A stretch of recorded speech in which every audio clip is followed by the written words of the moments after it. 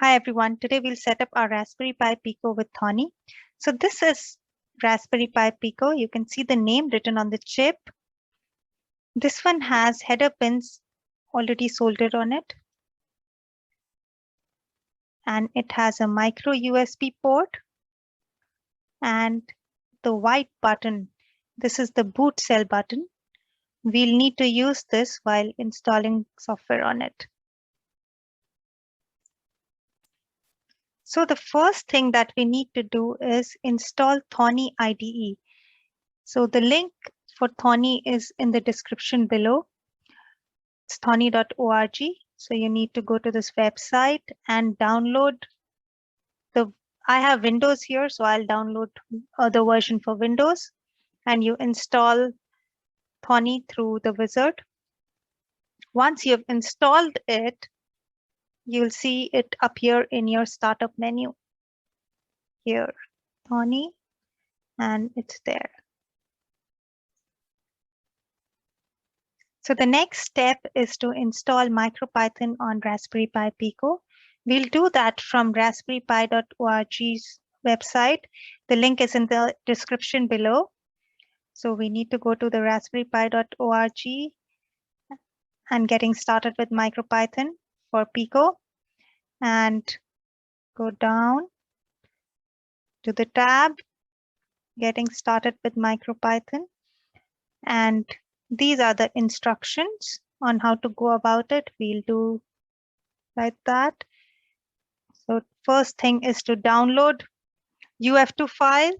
So you click on the tab to download the file. There, download it, and you'll see it in your download folder. There it is in the folder. It's a .uf2 file in your download folder.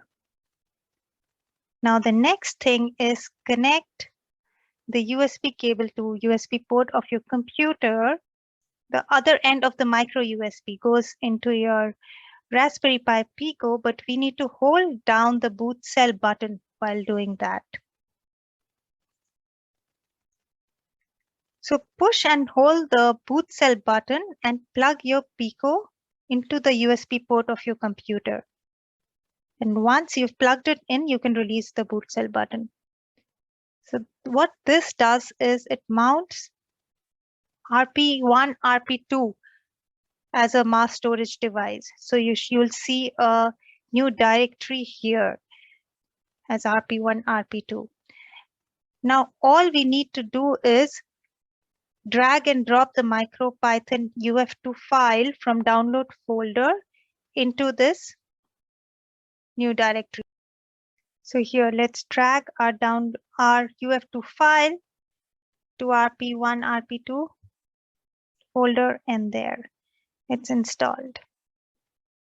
And there we have MicroPython installed on our Pico. And all we need to do now is go to Thonny again. Now in Thonny, go to Run tab.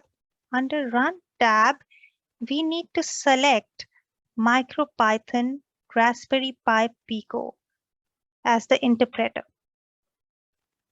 So we have to make Raspberry Pi Pico MicroPython as the interpreter here. Click OK.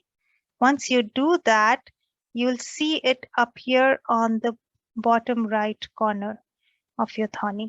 So that means Raspberry Pi Pico, MicroPython on Raspberry Pi Pico is running, right? So that's it.